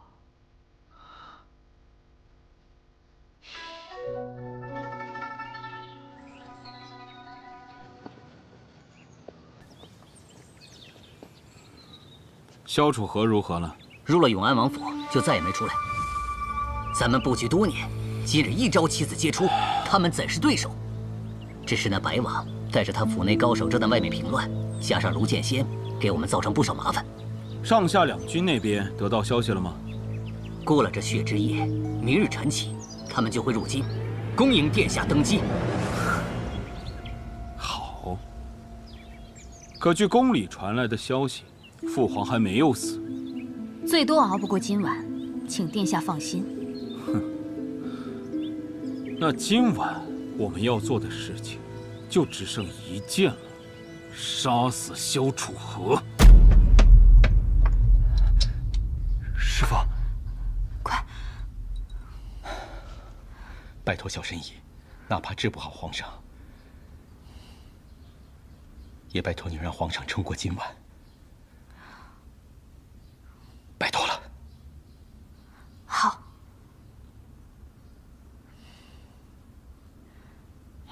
换一个。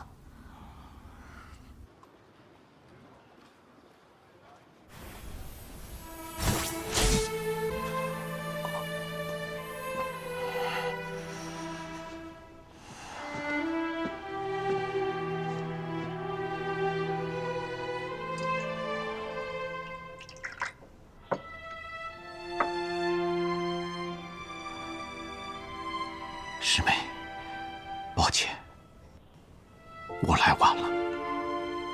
师兄，我随口开玩笑的，你别当真。我本以为，待我养剑养得足够强大，便可天下无敌，届时就可横扫天际，将你带走。只怪我自己太自负，太无知。江湖人杰辈出，怎会因你一人而停下？如若我可以早些明白这些，你我便不会一个困在孤城，一个困在囚笼。师兄这次来，是想带我去哪里？你想去哪里，我便带你去哪里。其实我自己都不知道，我想要去哪里。我已经太久没有看到过外面的世界了。还没出嫁的时候，在家闲不住，有时间就想往外跑。父亲曾经说过我，骨子里带风，注定一生奔走。造化弄人。我竟在这宫里一困就是10几年，都已经过去了，我们自由了。师兄，还有一件事，我想带着世儿和雨儿一起走。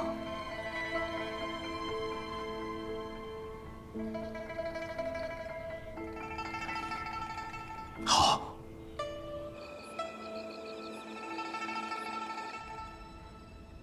萧瑟，我记得你上次像这样躺在我面前，还是在建筑。那是我真正的第一次从心底里担心一个人会突然的离开。离开雪月城的时候，我就告诉过我自己，一定要保护好你。可是每次发生危险，都是你冲出来保护大家。不过我的内力，你们用不了多久便会耗尽。要速。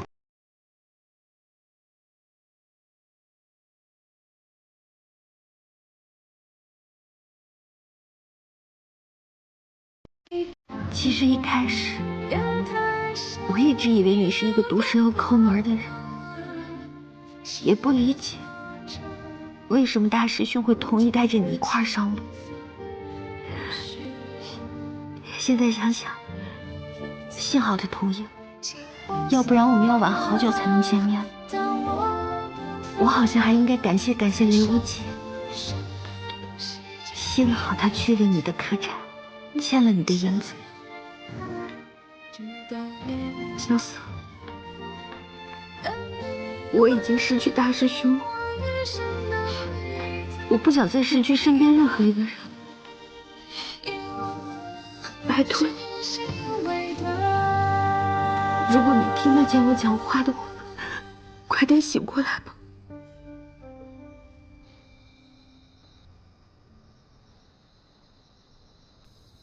1年前，我背着师门偷偷离开，最大的愿望就是提升剑术，提高境界，有朝一日能够成为像我师父那样厉害的人，然后在江湖上行侠仗义，扬名立万。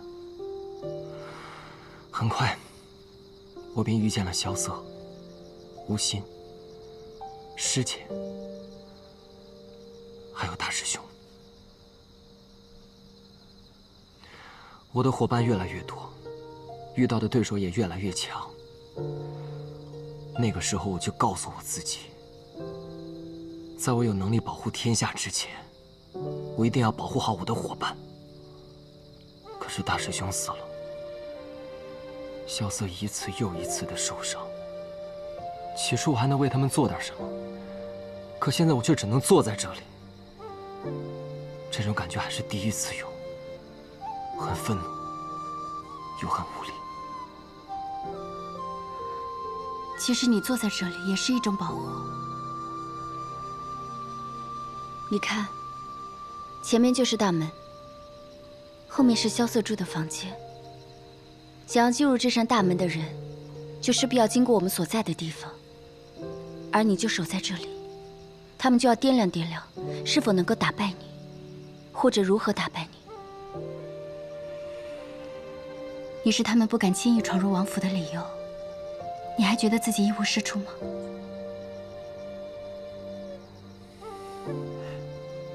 其实有你在，我安心了许多。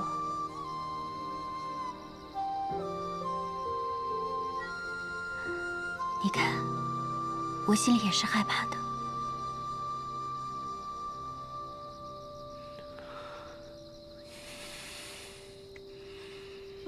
别怕，我一定会好好守住这里。有我在，谁也别想伤害你们任何人。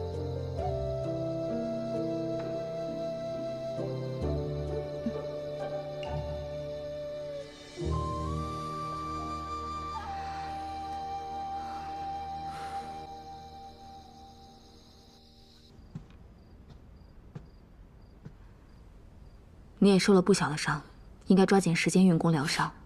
这么守在这里，实在是没有太大的作用。离开仙山以后，他就再也没有受过这么重的伤。而且萧瑟晕倒之前的那句话让我很不安。什么叫做先救天启再救他？放心吧，我会尽快让他清醒过来的。虽然我的武功5年之内也没有办法再恢复了。我来。5年、10年，就算我再也不能用武功也可以。我和他是同一个师傅，修的又是同一门武功，所以可以助他。千柳姑娘的好意心领了，还是去门外等候吧。相信我，我一定会还你一个清醒的萧瑟。那就多谢积雪姑娘了。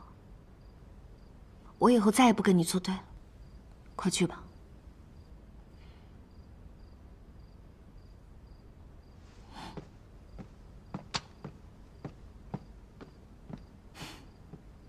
真是个傻丫头。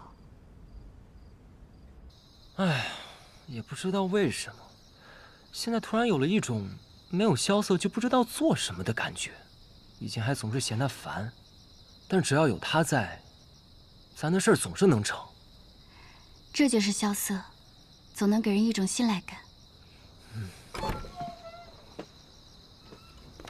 其实要做什么都不难，谁来了把谁砍了就是。哇，还是师姐威武霸气，有你在，我都不是最直接的那一个了。臭小子，不要以为我不知道你在骂我。哎，师姐，你怎么看起来像刚哭过？雷无节，你说萧瑟应该真的不会出事吧？雷无节，都怪你乱说话。哎，我开玩笑的，别着急，别着急啊。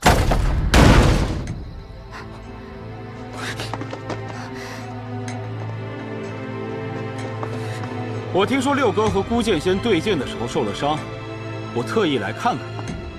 他没事，王爷请回吧。我人都来了，你们也不请我进去坐坐，这就是永安王府的待客之道吗？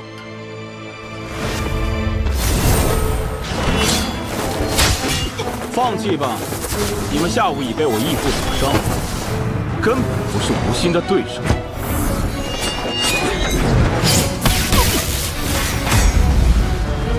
同学，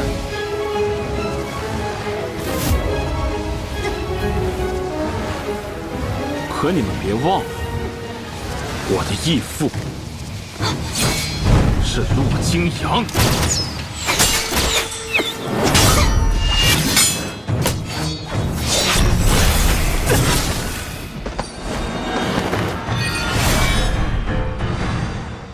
萧瑟，你的伤……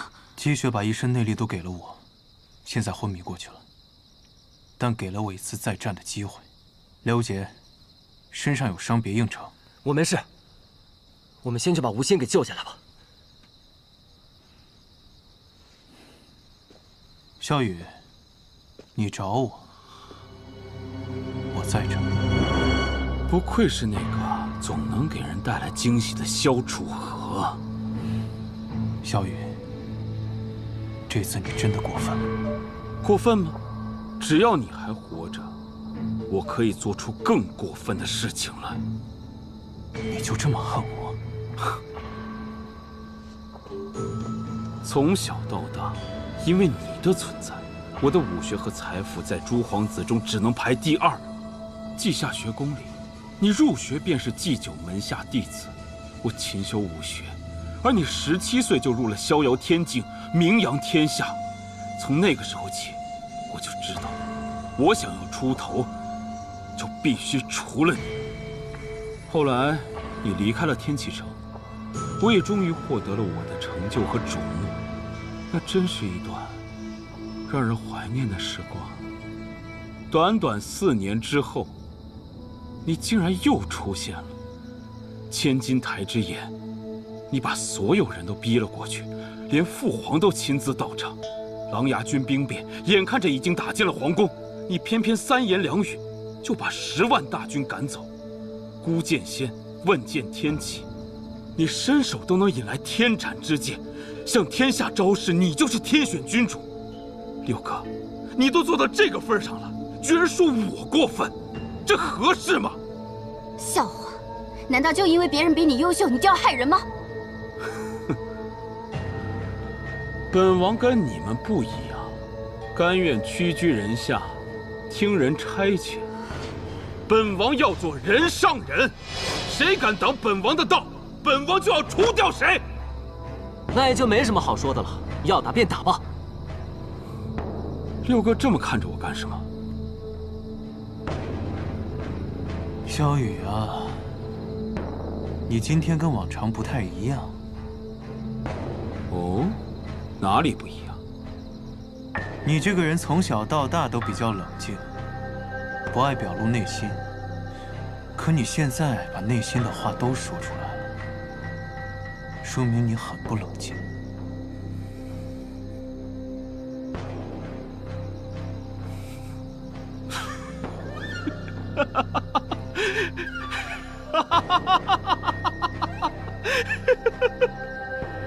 我做梦都在想这一天，这一天终于来了。我当然按捺不住我的兴奋，因为你马上就要死了。是吗？就靠我这个朋友？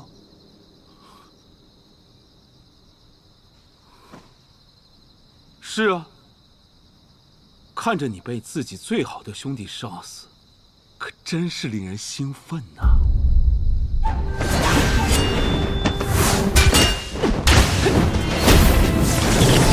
那个风华绝代、算计人心的吴昕，为什么会失算成为药人？他若想到，什么地方拦得住他？他若愿死，谁又能把他变成这副模样？天启城里能够为他铺后路的人是谁？他能够信赖的人又是谁？是我，还有雷无极。你猜的不错，我选择你们，的确是有我的原因。雷无极，用无敌伏魔神通。好。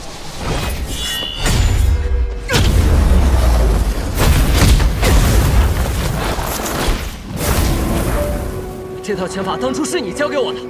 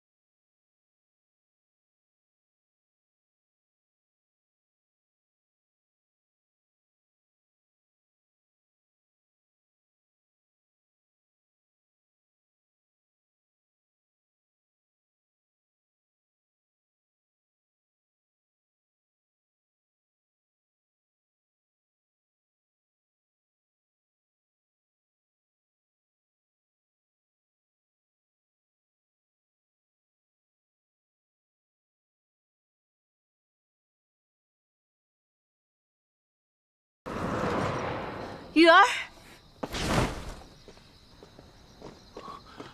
母妃，萧瑟，我真的好想抱着你大哭一场。这世上怎么有那么多无奈啊？一个个敌人打也打不完，我们这边非死即残。大敌当前，哪那么多废话？我打不动了。看来还是你我一战。白日里那一剑，是天时所成，剑意所致。此时此刻，我不是你的对手。可是还有我。哎呀，为什么我这次出场，又是在如此危机之时，救人于危难之中啊？这难道或许真的就是天命？我无心命中注定，就是那天神临世，万丈光芒般的存在。臭不要脸！不错，救出我的果然是你们二人。心魔影，大自在秘法神通，练得不错。是大自在天下无敌伏魔神通。哎，那当时随便起的名字，你记得还挺清楚。世儿，你竟然……母亲，你走了又回来，是要带着我这个兄弟吗？不是，师兄，你带雨儿走。娘娘，事到如今，一切已经没有那么简单了。萧雨想杀我，争抢皇位，我不在意。但是他害死了我的朋友。他今晚发动天启之乱，害死了那么多无辜的人。他甚至勾结男爵，入侵北里，又让千万百姓流离失所，家破人亡。今天没有人可以救他。你是要杀了雨儿吗？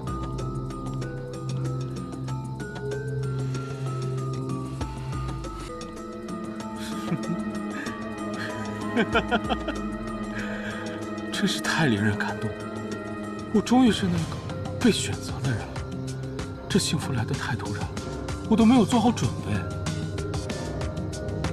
不过母亲，我什么时候告诉你我要离开天启了？还有你，不要一副以为自己赢了的样子，还没结束呢。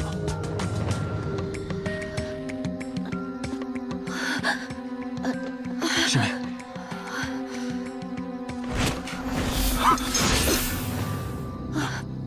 我猜你是想以这东西胁迫我和孤剑仙为你杀人吧？他居然给他的母亲也偷偷下了要人之书。玉儿，你大逆不道！殿下，师兄住手！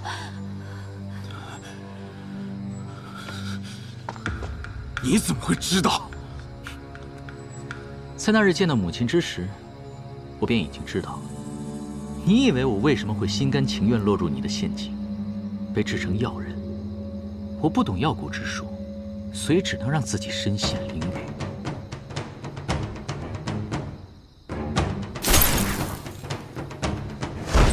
降妖为魔，6根清净。退！云起，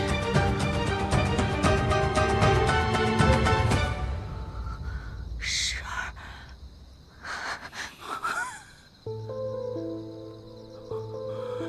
好，真是令人感动的母子重逢。果然，你心里只有那一个家庭。你走吧，带着你这个儿子走吧，一辈子也别回天启城了。愚蠢！师妹今生若不是因为你，根本就不会过得如此痛苦。你还如此的去伤害她。师兄，文君，事到如今，你还有什么可顾虑的？义父，你这一生痴爱母妃，自然是会为她说话。好，我就让你听听那些陈年往事。当年师妹和叶鼎之已经逃出了天启城，他们隐居在姑苏城外，但却又被人骗回了天启。你想想，是什么让他放下了眼下的幸福，而又重新回到了那个牢笼里面？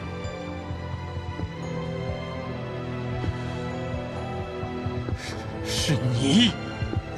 我当年有人假传我的话，说你在天启染上重疾，于是他连夜赶回天启，也就此，他被困在天启，研发了魔教东征。而第二次，我本可以带他离开天启，可他又拒绝了，是因为他跟萧若锦做了交易，要保住吴昕的命，也要保住你皇族的位置。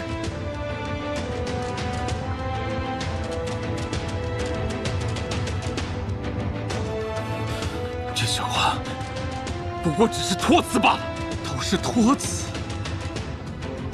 我曾无数次的说要来到天启，都被他拒绝了。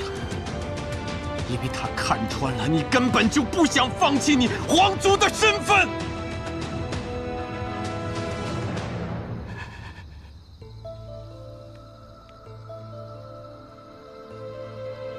这么多年来，都是他在为你隐忍，在为你承担。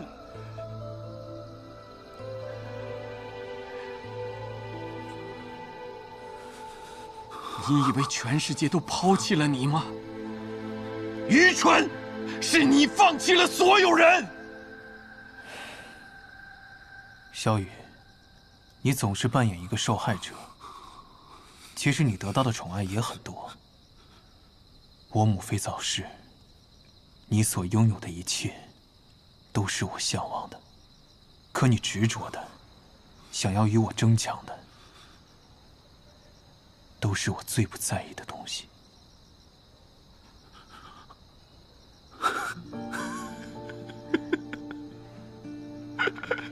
师兄，尽快带雨儿走。是美。可这个畜生，他对你下毒。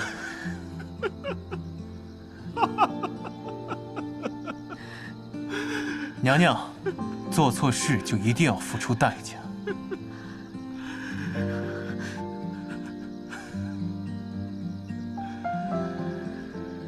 萧瑟今天就是一死，也不会放萧雨离开这里。我可以不杀他，但是他必须去大理寺，由父皇定罪。原来我这一生是最大的笑话。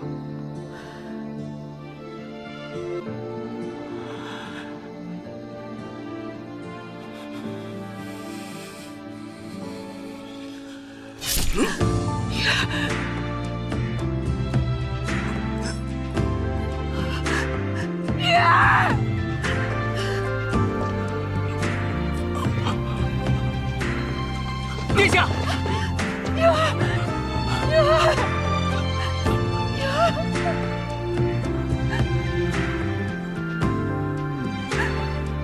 女儿，女儿，女儿。老七，事到如今还是不服吗？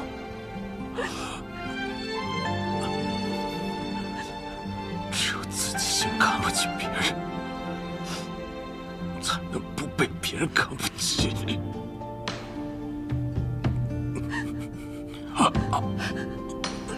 女儿，女儿，殿下。女儿，女儿，女儿。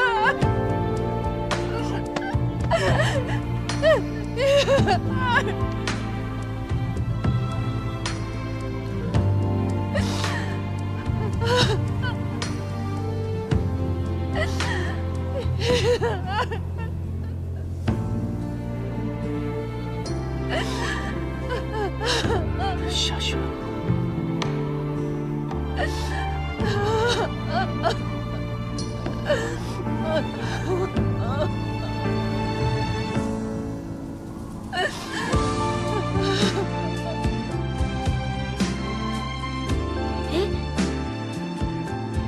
那是七弟吗？他怎么会在那儿？七皇子今天在稷下学堂与其他皇子打架，被升上罚跪。七弟虽然调皮，但一向知分寸，为何会无缘无故的打架？因为七皇子不服气功课成绩排在六皇子后面，结果被其他皇子嘲笑。有皇子拿宣妃娘娘的事来说话，七皇子一怒之下，哎，六皇子。